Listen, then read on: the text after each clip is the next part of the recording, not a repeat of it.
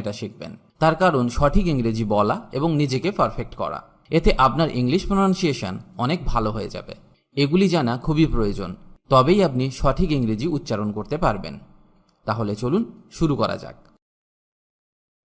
ইংরেজিতে কিছু লেটার আছে যাদের উচ্চারণ করা হয় না, এদেরকে সাইলেন্ট লেটার্স বলে। যেমন B, C, D, G, H, K, L, N, P, S, T, U, W. এই এতগুলি লেটার্সকে উচ্চারণ করতে মানা। আরও আছে, তবে আজকে আমি এগুলিই শেখাবো। নিশ্চয়ই ভাবছেন যে প্রায় সবই তো বাদ হয়ে গেল, তাহলে উচ্চারণ করবেন কি বা ইংরেজি বলবেন কি করে? ভয় নেই, কারণ এদের না উচ্চারণ করার একটা নিয়ম আছে। আজকে আমরা সেটাই শিখব। সাইলেন্ট বি মানে কখন বিকে উচ্চারণ করা হয় না। আমি কতকগুলি উদাহরণ তুলে ধরার চেষ্টা করছি। যেমন ল্যাম, LAMB, এখানে বি এর উচ্চারণ হবে না। ল্যাম মানে ভেড়ার বাচ্চা বা ভেড়ার ছানা। The lamb was killed by the wolf. The lamb was killed by the wolf, ভেড়ার বাচ্চাটি মারা গিয়েছিল নেকড়ের দ্বারা। কম, COMB, এখানে বিটা উচ্চারণ হবে না। এর মানে চিরুনি বা চিরুনি দ্বারা আঁচড়ানো। I have to comb my hair. I have to comb my hair, আমাকে আমার চুল আঁচড়াতে হবে। ডেট, DEBT, এখানে বি এর উচ্চারণ হবে না। ডেট মানে ঋণ। I have a debt to pay. I have a debt to pay, আমার একটি ঋণ আছে, পরিশোধ করতে হবে। সাইলেন্ট সি, যেমন সেন্ট, SCENT, এখানে সি এর উচ্চারণ হবে না। সেন্ট মানে সুগন্ধ। The air was filled with the scent of roses, গোলাপের সুগন্ধে বাতাস ভরে উঠল। সিন, SCENE, এখানে সি এর উচ্চারণ হবে না। সিন মানে দৃশ্য বা নাট্যমঞ্চ। The artist drew the scene from memory, শিল্পী স্মৃতি থেকে দৃশ্যটি এঁকেছিল। সায়েন্স, SCIENC, এখানেও সি এর উচ্চারণ হবে না। সায়েন্স মানে বিজ্ঞান। Some people think that chess is a science. Some people think that chess is a science. কিছু লোক মনে করেন দাবা একটি বিজ্ঞান। সাইলেন্ট ডি, যেমন জাজ, JUDGE, এখানে ডি এর উচ্চারণ হবে না। জাজ, জাজ মানে বিচারক। A blind man can not জাজ colours. A blind man can not জাজ কালার্স, একজন অন্ধ মানুষ রং বিচার করতে পারে না। ব্যাজ, BADG, এখানে ডি এর উচ্চারণ হবে না। ব্যাজ মানে তগমা বা পরিচয় চিহ্ন। We wore the school badge on our coats, আমরা আমাদের কোটে স্কুল ব্যাজ পরে থাকি। সাইলেন্ট জি, যেমন সাইন, SIGN, এখানে জি এর উচ্চারণ হবে না। সাইন, সাইন মানে চিহ্ন। There was no sign of life in the house, বাড়িটিতে জীবনের কোনো চিহ্ন ছিল না। ন্যাট, GNAT, ন্যাট মানে ডাঁশ। There is a ন্যাট bite on my hand. There is a ন্যাট bite on my hand, আমার হাতে ডাঁশের কামড় রয়েছে। সাইলেন্ট এইচ, যেমন অনার, HONOUR, এখানে এইচ এর উচ্চারণ হবে না। অনার মানে সম্মান। We fought for the honour of our country. We fought for the honour of our country, আমরা আমাদের দেশের সম্মানের জন্য লড়াই করেছি।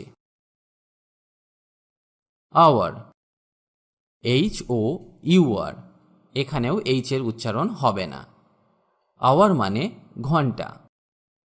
I will be back within an hour. I will be back within an hour. আমি 1 ঘন্টার মধ্যে ফিরে আসব। Honest, HONEST, এখানেও এইচ এর উচ্চারণ হবে না। অনেস্ট মানে সৎ। He is very honest. তিনি খুব সৎ। সাইলেন্ট কে, যেমন নাইফ, KNIFE, এখানে কে এর উচ্চারণ হবে না। নাইফ মানে ছুরি। I want a knife. I want a knife. আমি একটি ছুরি চাই। নি মানে হাঁটু। I started to feel weak on my knees. I started to feel weak on my knees. আমি হাঁটুতে দুর্বল অনুভব করতে লাগলাম।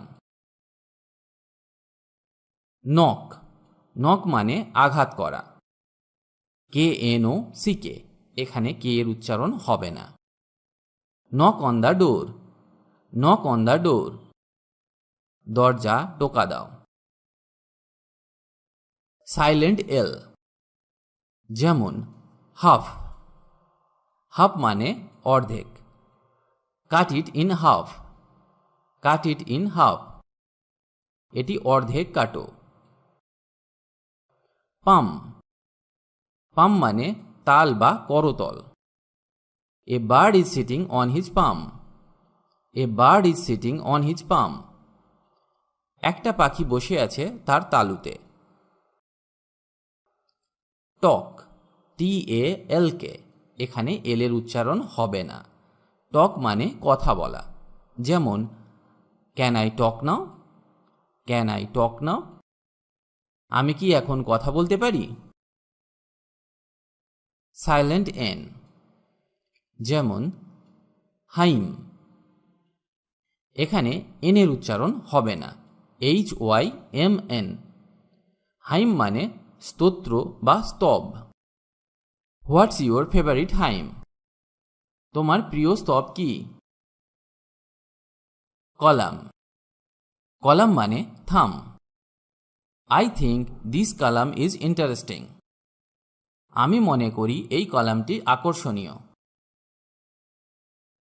সাইলেন্ট পি, যেমন সাইকোলজি, এখানে পি এর উচ্চারণ হবে না। সাইকোলজি মানে মনোবিজ্ঞান বা মনস্তত্ত্ব। My mother is a psychology teacher, my mother is a psychology teacher, আমার মা একজন মনোবিজ্ঞানের শিক্ষক। নিউমোনিয়া, এখানে পি এর উচ্চারণ হবে না। নিউমোনিয়া মানে এক প্রকার রোগ, যেমন my wife is suffering from pneumonia, my wife is suffering from pneumonia, আমার স্ত্রী নিউমোনিয়ায় ভুগছে। সাইলেন্ট এস, যেমন আইল্যান্ড মানে দ্বীপ। Japan is an island country, Japan is an island country, Japan একটি দ্বীপ দেশ। সাইলেন্ট টি, যেমন ম্যাচ, MATCH, এখানে টিটা উচ্চারণ হবে না। ম্যাচ মানে ক্রীড়া প্রতিযোগিতা বা মানানসই হওয়া। ক্যাচ, CATCH, ক্যাচ, এখানেও টিটা উচ্চারণ হবে না। ক্যাচ মানে ধরা বা বুঝতে পারা। সাইলেন্ট ইউ, গেস মানে অনুমান করা। গেস্ট, GUEST, এখানে ইউ এর উচ্চারণ হবে না। গেস্ট মানে অতিথি। সাইলেন্ট W, অ্যান্সার মানে উত্তর। সোড মানে তলোয়ার। সাইলেন্ট GH, এবার আমরা শিখব কোথায় GH এর উচ্চারণ হয় না, যেমন ফাইট, FIGHT, এখানে GH এর উচ্চারণ হবে না। ফাইট মানে যুদ্ধ। আবার লাইট, LIGHT, এখানেও GH এর উচ্চারণ হবে না। লাইট মানে আলো। আমি মাত্র কয়েকটি সহজ উদাহরণ দিয়ে আপনাকে বোঝানোর চেষ্টা করলাম। এরকম আরও অনেক আছে যেগুলি আপনাদের অবশ্যই শেখা উচিত, তাহলে আপনি সঠিক প্রোনাউন্সিয়েশন শিখতে পারবেন।